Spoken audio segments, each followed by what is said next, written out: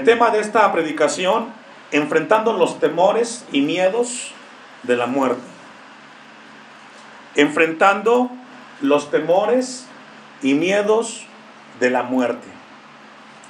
Creo que el tema de la muerte es un tema complejo. A nosotros los cristianos, aunque sabemos que tenemos vida eterna en Cristo Jesús, amén. Cuando llega el tema de la muerte y lo pensamos muy de cerca, para muchos, siendo honestos, es un tema que difícilmente se digiere. Porque aún conociendo de Dios, muchos han llegado a dudar. Y el asunto no es que dudes, sino que termines tu vida dudando. Amén. El asunto no es que dudes, porque esta tarde quizás tú puedes estar dudando en tu muerte. ¿Qué será de mí el día que yo parta de esta tierra? He escuchado tantas cosas de Dios, ¿y será que lo que he escuchado es verdad o fue una mentira? El punto no es que dudes. El punto es que termines dudando toda tu vida si realmente lo que has escuchado de parte de Dios es verdad o no.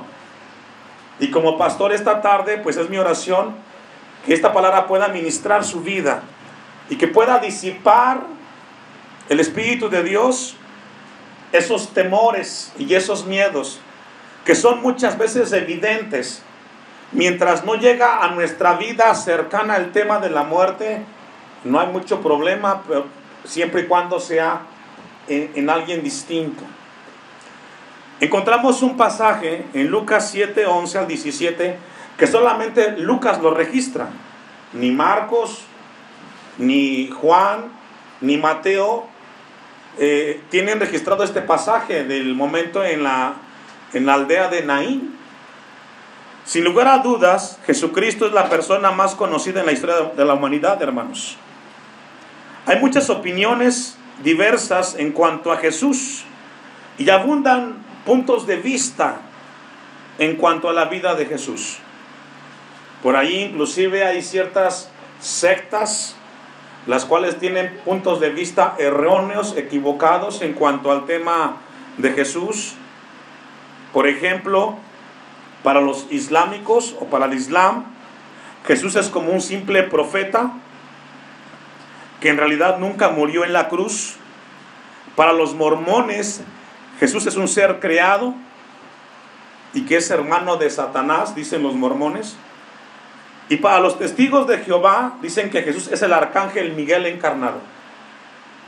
Sin embargo, por encima de las opiniones que existen, la única veracidad en cuanto al tema de Jesús está en la Biblia, hermanos. Jesús nos habla la palabra que es el Hijo de Dios y es Dios con nosotros. Y esta tarde vamos a ver cómo en un momento importante ese Jesús se manifestó en la vida de una persona, de una mujer. El apóstol Pedro dijo en una ocasión: Señor, tú eres el Cristo, el Hijo del Dios viviente. Y con eso en mente vamos a ir a abordar el pasaje de Lucas 7:11. Aconteció después. Ese aconteció después nos habla del tiempo pasado que sucedió cuando Jesús sanó al siervo del centurión, que encontramos del versículo 1 al versículo 10. Aconteció después, pudo haber pasado algunos días, 4 o 5 días, pero pasó un cierto tiempo, no fue de manera inmediata, que él iba a la ciudad que se llama Naín. Naín estaba o se ubica al suroeste de Cafarnaún, unos 10 kilómetros. Y cerca de ese lugar de Naín fue donde el profeta Eliseo resucitó de los muertos a un niño, según registra segundo libro de Reyes 4, 8 al 37. Y también cerca de Naín registra la Biblia que fue donde Saúl visitó a un médium, que también registra Samuel 28, 7. Y dice el versículo 11 de Lucas 7 que él iba a la ciudad que se llamaba Naín, e iba con él muchos de sus discípulos. ¿Y qué más, hermanos? Ahora, siempre Dios actúa con propósitos. siempre Dios actúa con propósitos. No fue accidental que Jesús llegó a esta pequeña aldea de Naín. No. Dice el texto que iban discípulos y una gran multitud. Esa gente que seguía a Jesús no sabían lo que iban a encontrar en ese lugar, pero Jesús sí sabía. Él sabía porque Jesús es Dios y es omnipresente, puede estar en todo lugar y Él sabe las cosas antes que sucedan en nosotros. Jesús sabía que recorrer esa distancia a ese lugar de Naín, Él se iba a encontrar con una escena o con un cuadro desgarrador donde una viuda llevaba a su hijo para ser enterrado. Dios siempre actúa con propósitos, nunca con caprichos, y siempre Dios es soberano. Isaías 46:9, no lo busque. Acordaos de las cosas pasadas desde los tiempos antiguos, porque yo soy Dios y no hay otro Dios, y nada hay semejante a mí, dice Isaías 46:9. Que anunció lo por venir desde el principio y desde la antigüedad, lo que aún no era dicho, que dijo: mi consejo permanecerá y haré todo lo que quiero. Así como no fue accidental el momento que llegó a esta aldea de Naín, tampoco es accidental de que Jesús haya llegado a tu vida, hermanos. Tú no eres accidente de la vida. Dios llegó a tu vida, a tu familia, con tus hijos en el momento oportuno. Y gloria a Dios por ello. Isaías 55:11, ahí sí acompáñenme. Libro del profeta Isaías, capítulo 55, versículo 11. El plan soberano de Dios se cumplirá de manera establecida, inmutable e infaliblemente, hermanos. Dice Isaías 55:11, ¿lo tiene? Amén. Así será mi palabra que sale de mi boca. No volverá a mí, ¿qué, hermanos? Vacía. Es decir, cada vez que somos expuestos a la palabra de Dios, cumplirá un propósito. Porque a mayor conocimiento, mayor ¿qué? Responsabilidad. Cada vez que leemos la Biblia, que escuchamos un mensaje, esa palabra cumplirá un propósito en el corazón de aquel que lo escucha. Y dice Isaías: no volverá vacía, sino que hará lo que yo quiero, y será prosperada en aquello para que la envíe. Para el predicador, el trabajo del predicador es predicar la palabra. El resultado de la predicación está en las manos de Dios. Amén. Las circunstancias que tal vez aún no habían sucedido cuando Jesús y la gente que lo acompañaba de Cafarnaún a Naín, ellos no sabían lo que estaba sucediendo en ese lugar.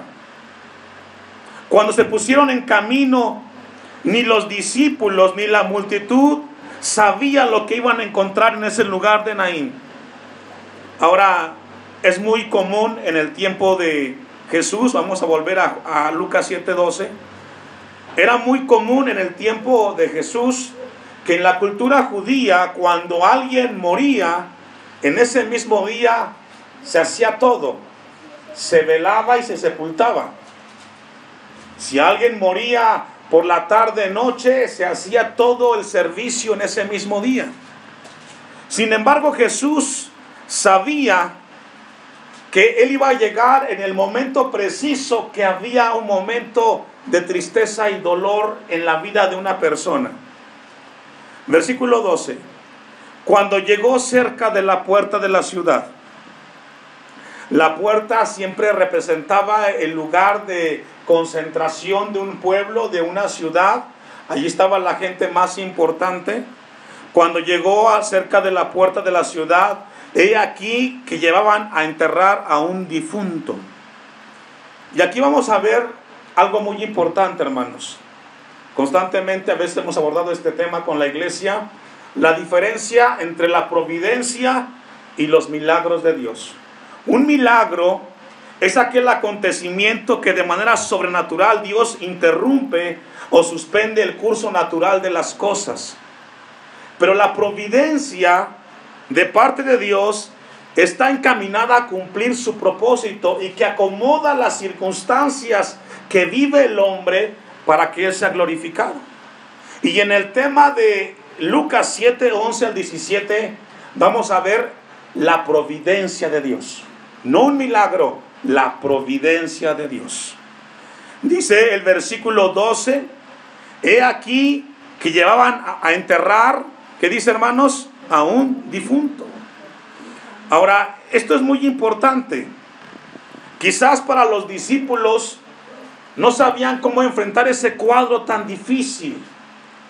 Pero Jesús, como es Dios, de manera providencial, Él comenzó a acercarse a este lugar porque Él tenía control o tiene control de las cosas.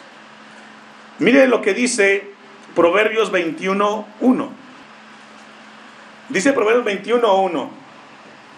Como los repartimientos de las aguas, así está el corazón del rey en la mano de Jehová. A todo lo que quiere, ¿qué dice, hermanos? Lo inclina. Es decir, es Dios el que se encarga de dar las cosas a todos como Él quiere. Como Él quiere. Proverbios dice que así como se reparten las aguas de un lado para otro, así está la vida del hombre en las manos de Dios. Por eso, hermanos, podemos estar confiados que nuestra vida está segura en Dios. Él tiene control. Tenemos la seguridad de que Él nos guardará, y cuando llegue el tema de partir de esta tierra, Él nos guardará por toda la eternidad, hermanos. Encontramos entonces que se acerca Jesús en un momento difícil, cuando esta mujer viuda, fíjese qué cuadro, era viuda y tenía un hijo, y se le moría el hijo. Encontramos que en la Biblia habla que cuando una persona, en el cuadro de esta mujer, perdía a su único hijo y su esposo ya había muerto, se terminaba la parte de darle descendencia o continuidad a la familia. Jeremías 6:26. Era un cuadro conmovedor, el funeral que Jesús presenció en ese momento, porque encontramos a una madre con su único hijo. Jeremías 6:26. La pérdida empeoraba debido a que la mujer viuda se quedaba sola en esta tierra. Y encontramos en la Biblia lo que representaba o lo que representa cuando un hijo único muere. La muerte de un hijo único simbolizaba en el Antiguo Testamento un dolor profundo, que no se podía explicar. Dice Jeremías 6:26, hija de mi pueblo, cíñete de cilicio y revuélcate en ceniza, ponte luto como por hijo único, llanto de amarguras, porque pronto vendrá sobre nosotros el destruidor. Según en la Biblia encontramos que cuando una persona que tenía un hijo único y ese hijo moría, el dolor que llegaba a experimentar esa persona era un dolor profundo, que no podía entenderse la magnitud. Dice Jeremías 6:26, llanto de amarguras. Y aquí encontramos entonces el dolor profundo que esa mujer estaba viviendo. Y qué difícil es cuando le llega a la vida de una persona un problema y otro problema. De repente pasa en nuestras vidas que nos llega una racha que viene uno y otro problema. Y esta mujer estaba viviendo un problema muy difícil. Ya dijimos que no fue circunstancial. Jesús llegó en el lugar correcto, en el tiempo exacto, para cambiar el rumbo de la vida de esta familia. Versículo 13 de Lucas 7.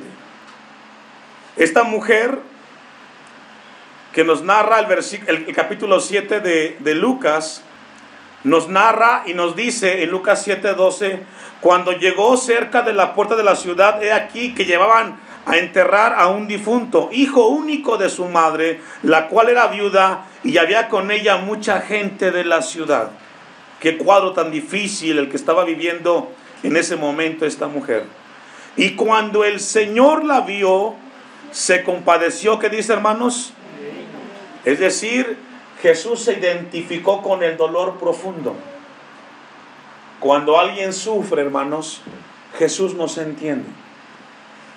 Jesús sabe lo que significa ese dolor para nosotros. Jesús sabe lo importante que es para nosotros la pérdida en ese momento de esta mujer. Él sabía lo que representaba para la mujer esa pérdida y Él tuvo compasión. La palabra compasión significa identificarse con el dolor del que está viviendo en ese momento la persona. Dice Hebreos 4:15 que tenemos un sumo sacerdote, el cual se puede compadecer de nuestras debilidades. Vamos a buscarlo.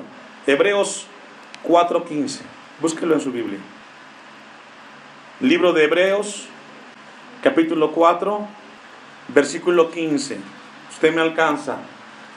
Porque no tenemos un sumo sacerdote que no pueda compadecerse de nuestras debilidades, sino uno que fue tentado en todo según nuestra semejanza. Pero ¿qué dice, hermanos? Es decir, Jesús nos entiende. Aún el dolor de la muerte, de la pérdida, Jesús se identifica con nosotros, dice Hebreos 4:15. Él se compadece de nuestras debilidades. Él se identifica, y fue lo que le pasó en ese momento a la mujer del pasaje de Lucas 7. Y encontramos algo importante de Jesús. Y se compadeció de ella y le dijo, ¿qué, hermanos? No llores. Estoy en Lucas 7:13. Y le dijo, no llores. Ahora, aquí encontramos algo muy importante, hermanos. La gente de ese lugar de Naín, ellos no estaban cerca de Dios espiritualmente. No sé si usted ha observado o leyó el pasaje en algún momento de su vida. Pero esta mujer de Lucas 7:11 no dice que ella le pidió el milagro a Jesús. ¿Ya lo vio? Este pasaje no dice, como otros pasajes, que la mujer le pidió a Jesús a su milagro. Dale vida a mi hijo. No le dijo eso. Y esto nos enseña algo, hermanos, que cuando Dios desea hacer algo, sin que se lo pidamos nosotros, Él lo puede hacer para su gloria y para su honra. No dice el pasaje que la mujer le pidió, salva a mi hijo, revívelo. No fue como el caso de María y Marta cuando murió Lázaro, mi hermano está muerto. No, aquí no nos habla de la fe. Pero encontramos un pasaje en el cual Jesús interviene de manera misericordiosa. Porque encontramos de que Dios siempre es misericordioso y nunca nos paga conforme a nuestros hechos, sino conforme a sus misericordias. Dice, no lo busque, el Salmo 116:5, clemente es Jehová y justo, misericordioso es nuestro Dios. Y encontramos a un Jesús que le dice a esta mujer, no llores. Versículo 14. Y acercándose tocó el féretro. Ahora, esto es muy importante, hermanos. Según el Pentateuco, tocar a un muerto era situación de que esa persona fuera maldita. Dice Números 19, versículo 11 al 22. El que tocare cadáver de cualquier persona será inmundo 7 días. Pero Jesús, en un momento providencial, hizo lo que nadie podía hacer y tocó el féretro. Y los que lo llevaban se detuvieron y dijo, joven, a ti te digo, ¿qué le dijo, hermanos? Levántate. Y encontramos, hermanos, en este momento el poder sobrenatural de Jesús. Busque Juan 5:28. En ese momento surgió vida dentro del cuerpo del difunto. Y ese es el poder que tiene Jesús sobre la muerte. Ese mismo poder que hemos leído en Lucas 7:14, que Jesús tocó el féretro y le dijo al joven, levántate, es el mismo poder que narra Juan 5:28 y dice, no os maravilléis de esto, porque vendrá hora cuando todos los que están en los sepulcros oirán su voz Y los que hicieron lo bueno saldrán a resurrección de vida, mas los que hicieron lo malo a resurrección de condenación. Ese mismo poder que operó en esa persona va a operar en usted y en mí cuando partamos de esta tierra, hermanos. Seremos por la eternidad vivos cerca de Cristo Jesús. Jesús tiene poder sobre la muerte. Amén. Por muy difícil que sea el tema de la muerte, tenemos seguridad los cristianos que vamos a resucitar. Y el ejemplo que vemos esta tarde, hermanos, es un poder en el cual podemos descansar tranquilamente, que podemos sentir un poco de aflicción cuando veamos aquel ser que queremos, pero que Jesús va a levantarlo de entre los muertos. En ese momento surgió vida dentro del cuerpo del difunto, así como va a suceder con todos nosotros el día que la voz de Jesús se escuche y todos los que estén en los sepulcros sean levantados para resurrección, ya sea cerca de Dios o separados de Dios. La fe no fue un requisito en este milagro que encontramos en Lucas 7. Vamos a volver a Lucas 7:16. 7:14, y dijo: joven, a ti te digo, levántate. Entonces se incorporó el que había muerto. Esto fue, hermanos, en un instante. No fue un proceso. Los milagros de Dios son completos. Amén. Aquí vemos que Jesús manifiesta su poder como Dios. A veces vemos algunos ejemplos que la gente se va poco a poco recuperando. Cuando Jesús intervino en esta vida, dice que fue de manera inmediata, un propósito divino actuando de manera providencial en la vida de este hombre que había muerto, y dice que al instante se incorporó y comenzó a hablar y lo dio a su madre. Ahora, hermanos, esto revela algo muy importante en ese momento. Versículo 16. Y todos tuvieron miedo y glorificaban a Dios diciendo, ¿qué, hermanos? Hasta ahí. Para esta mujer que recibió el milagro, para ella, ¿quién fue Jesús? ¿Un qué? Para ti, ¿quién es Jesús? Es una buena pregunta. Para esta mujer que recibió de Jesús un milagro, para ella fue un profeta. ¿Sabe qué significa esto, hermano? Que esta mujer dudaba de que Jesús era Dios. Y este es un tema profundo en la vida de la iglesia contemporánea. Sabemos tanto de Jesús, pero para muchos les cuesta entender que Jesús es Dios y que tiene poder para cambiar y transformar. El asunto no es que dudes, sino que toda tu vida estés dudando de eso. Para esta mujer fue un profeta solamente. Jesús es más que un profeta. Jesús es Dios y tiene poder. Jesús tiene poder para cambiar y transformar y hacer milagros como antaño lo puede hacer el día de hoy. Lucas 19:41. La triste realidad de la gente que acompañaba en ese momento el funeral de esta persona, no entendieron que Dios estaba actuando en la persona de Jesús. Estas personas, Lucas 19:41, estas personas no pudieron ver la verdad de Jesús y solamente pudieron verlo como un profeta. Dice Lucas 19:41, y cuando llegó cerca de la ciudad, al verla, lloró sobre ella, diciendo: oh, si también tú conocieses a lo menos en este tu día lo que es para tu paz. Mas ahora está encubierto de tus ojos, porque vendrán días sobre ti cuando tus enemigos te rodearán con vallado y te sitiarán por todas partes, te estrecharán y te derribarán a tierra y a tus hijos dentro de sí, y no dejarán en ti piedra sobre piedra, por cuanto no conociste. ¿Qué dice, hermanos? Jesús lloró por Jerusalén. 3 años y medio estuvo en Jerusalén y la gente nunca reconoció que fue el Mesías. Y este pasaje de Lucas nos habla de ese Jesús, Dios poderoso, frente a aquellos escépticos que siguen dudando, que siguen siendo incrédulos en cuanto al mensaje de que Él es Dios. Esta tarde Dios quiere que tengamos en nuestros corazones, iglesia Elohim, la certeza y la seguridad que lo que hemos creído de Jesús es verdad. Amén. No estamos aquí siguiendo a un profeta. No.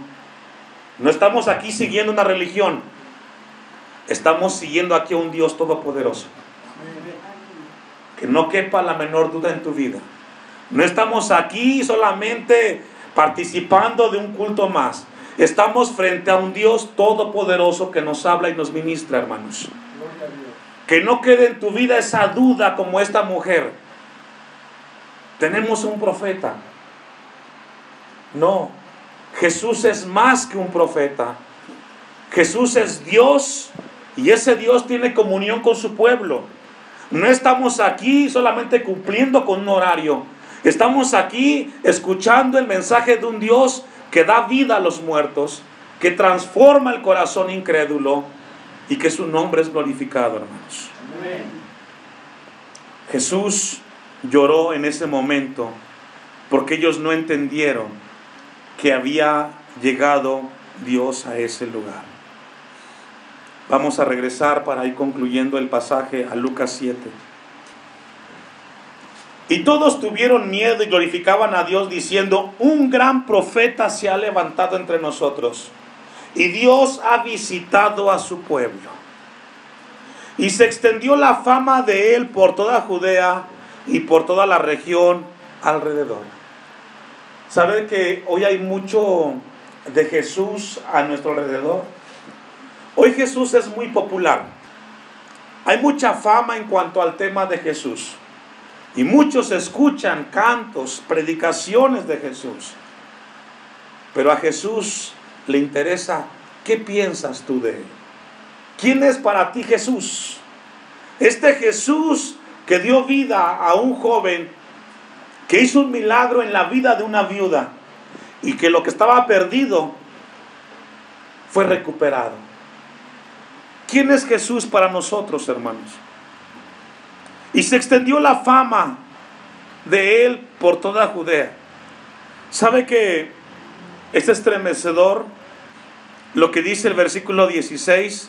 Y todos tuvieron miedo. Todos. Todos los que estaban en ese momento, al ver la realidad y el milagro de Dios, ellos tuvieron miedo. Dios quiere que tengamos esta tarde nosotros, hermanos, la seguridad de que Jesús puede disipar los temores y miedos que podamos enfrentar cuando llegue el tema de la muerte a nosotros. Yo no sé si tú has pensado en tu muerte. Yo no sé si tú has pensado en ese momento en el cual partas de esta tierra. Pero debemos de tener en cuenta esto, hermanos, de que Dios tiene control de cada momento que tenemos aquí en la tierra. Amén. Amén. Hechos 4:12, y ahí concluimos. Libro de los Hechos 4, versículo 12. Un texto muy conocido. Y en ningún otro hay salvación. ¿Sabe que el tema de Jesús no solamente es un tema moral? A veces la gente dice que la gente que viene al templo es porque viene para que se porte bien. No. Estamos aquí porque Cristo resucitó al tercer día de los muertos, hermanos. Y la parte moral va implícita. Estamos aquí porque Jesús nos dio salvación. Es el tema central de nuestras reuniones. Estamos aquí porque hemos sido salvos en Cristo Jesús. Y dice Hechos 4:12, y en ningún otro hay salvación, porque no hay otro nombre bajo el cielo dado a los hombres en que podamos ser salvos. Solamente es Cristo, hermanos, nadie más. Solamente en Él podemos tener la seguridad de nuestra salvación. sabe que el día que partamos de esta tierra, seremos solamente Dios y nosotros, nadie más. Tu familia fue una experiencia en esta tierra, pero al final estaremos uno a uno frente a Dios. Dios quiera que estemos en el cielo con Cristo por la eternidad y no separados de Él por una condenación eterna.